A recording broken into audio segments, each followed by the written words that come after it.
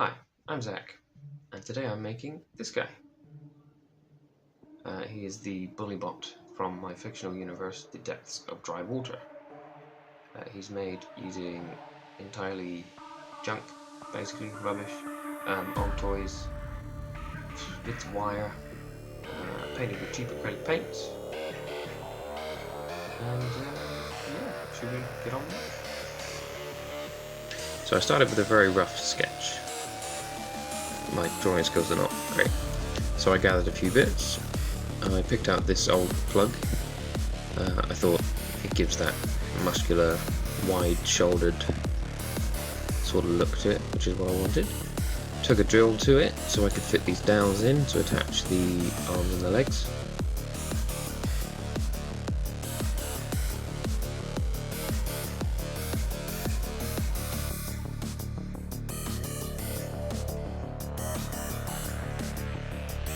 Cut up this seat from Fireman Sam's truck to make into the sort of pelvic shape on the bottom.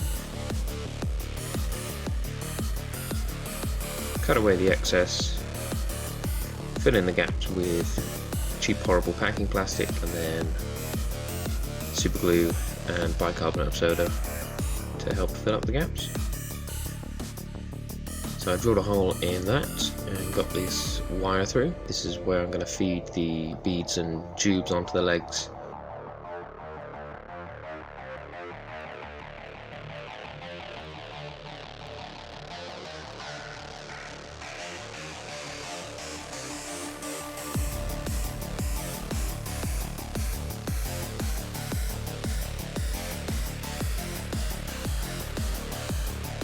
So I cut up this old USB cable for the nice colourful wires inside.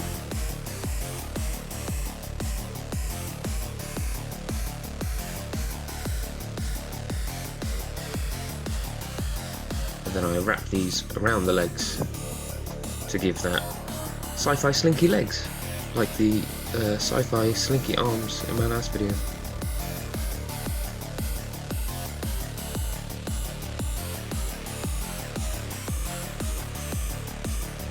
Part of an old charging cable plug for the back.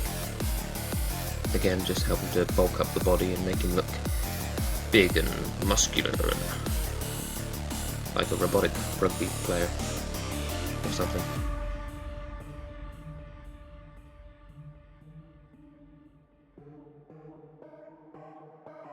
Now I'm trying to get the rough shape for the good arm, the original mascot arm.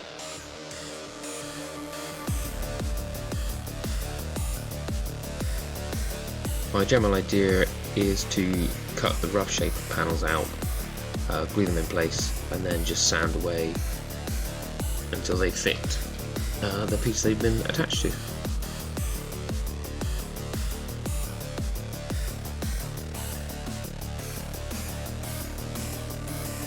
So these pieces are part of some train track type construction vehicle and toy set.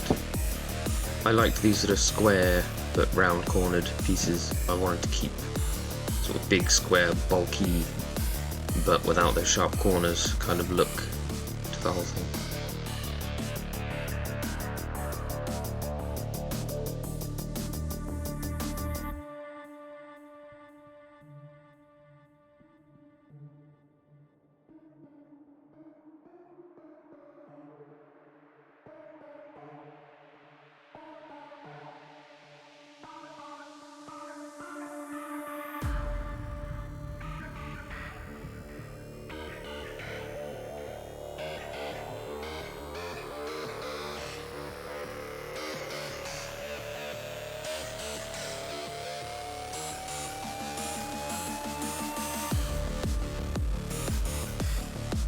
So I cut a section out of this scoop and hinged it on the palm of the hand, if you like.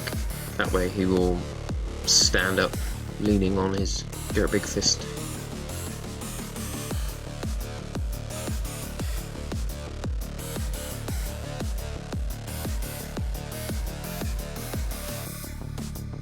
These parts here are more of that construction train track set thing.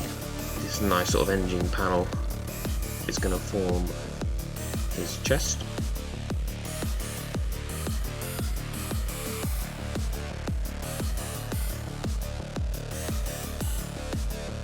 The good thing about using super soda is it will dry and set almost instantly, so you can file it, you can cut it, you can sand away at it straight away, and it fills gaps.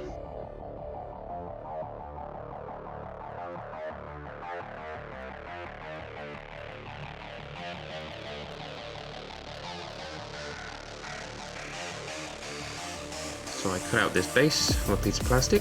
I probably should have used a piece of wood because a little bit of a waste of a very good, very large piece of plastic I had, but I've got plenty more.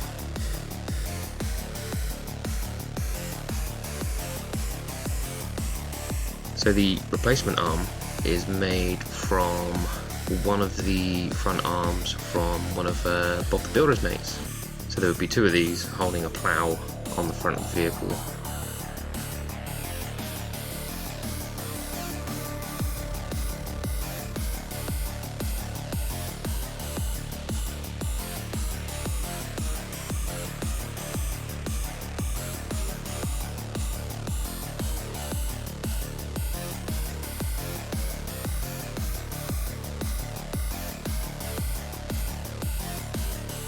I drill a bunch of holes in this new palm, get this wire in, chop the ends off, and again more super soda.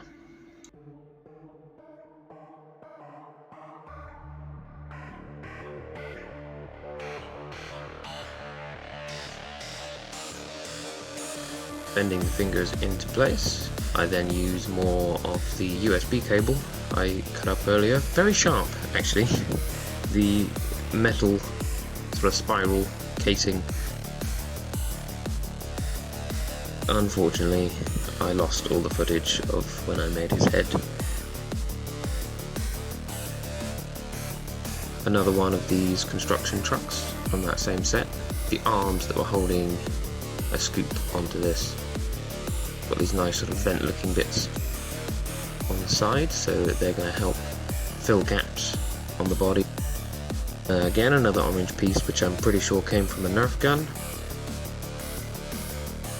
Now I wanted to fill the gaps between the two parts of the body, and I wanted to make him look more muscular, you know, big, strong, intimidating. Look like there's something powering the strength behind his arms. So I set to work making these big pipes. On the replacement arm, they've had to reroute the original cable into the back of the arm. To help add to the slightly ramshackle appearance of the replacement arm, I've got this cabling wrapped around the main tube. This part I'm cutting out just to add a little bit more detail to his palm.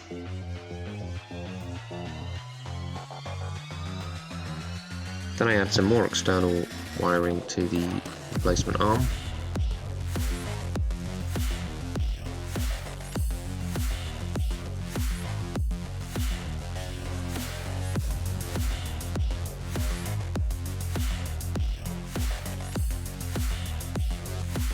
This yellow piece came from the front bumper of an unrelated cement mixer toy or something like that. So at this point I'm just attacking him with a file, adding battle damage. This robot's been around for many years. He's been through quite a lot, and whilst he is hard to take down, he has taken a lot of damage. So I'm just carving away and drilling in some bullet holes.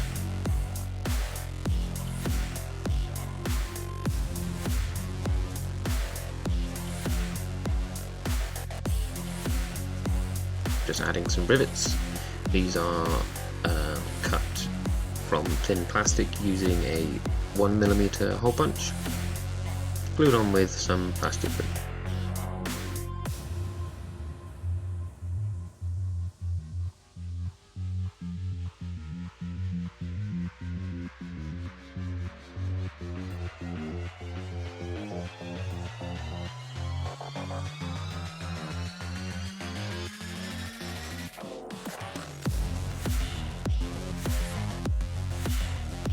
So here he is, all glued together, based. So as you will soon see, I can't paint for toffee. So instead of boring you with the details of what it is that you can already see me doing, I'm going to give you a little backstory on this robot and where he came from.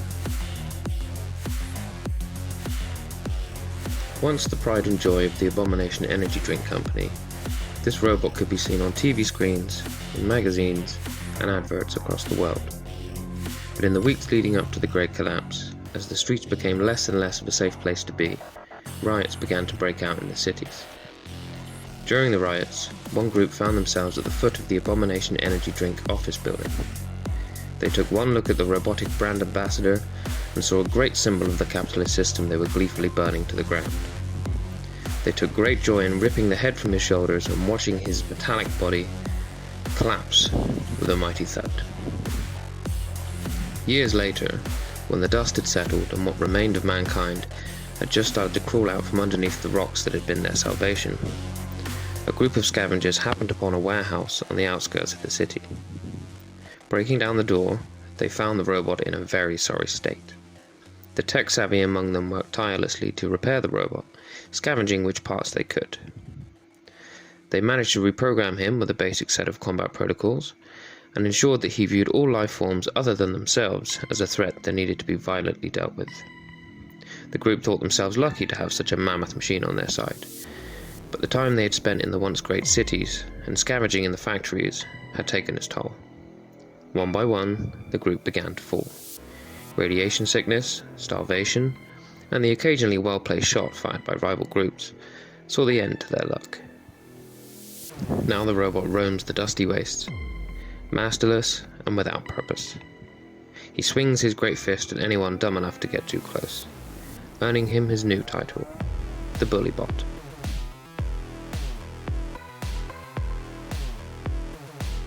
So that's my origin story for the Bully Bot.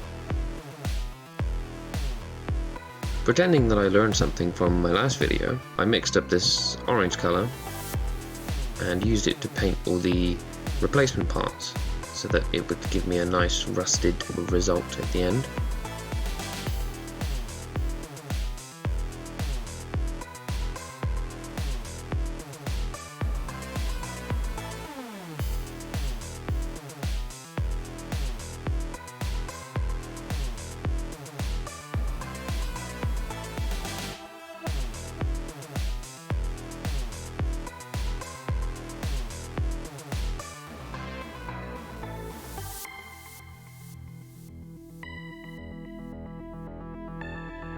Unfortunately, I messed up with the wash again on this one and lost a lot of the detail and a lot of the colours that I applied before the wash.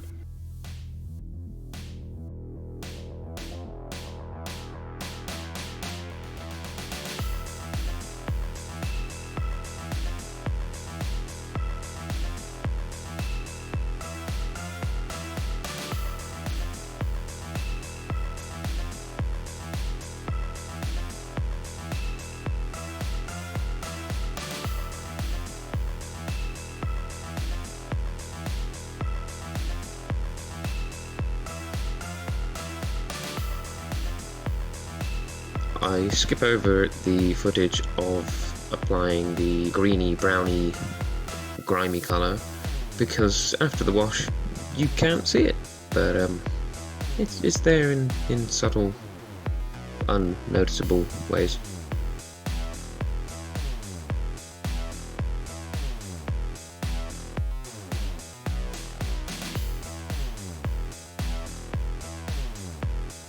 And here comes the wash that ruins everything. I'm thinking I might invest in some oil paints and make myself some oil washes in the hopes that they don't give this strange sort of muggy matte finish that I ended up with here.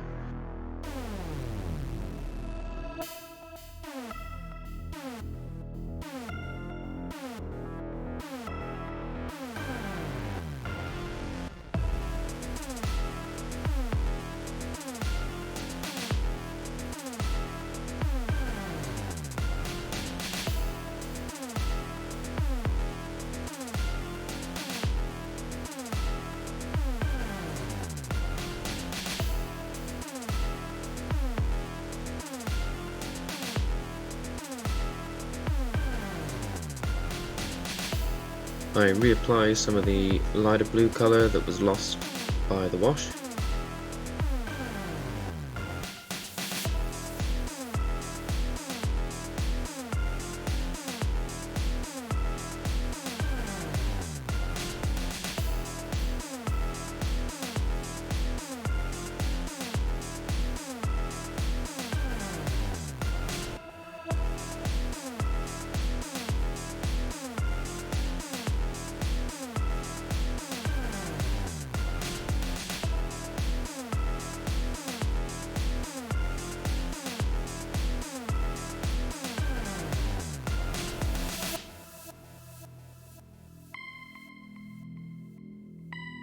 And a simple dry brush of a lighter brown over the base.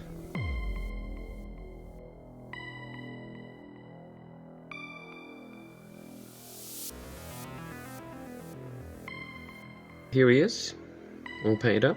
I'll be honest, I'm not too happy with the paint job. He doesn't look terrible, but the wash kind of really ruined it for me.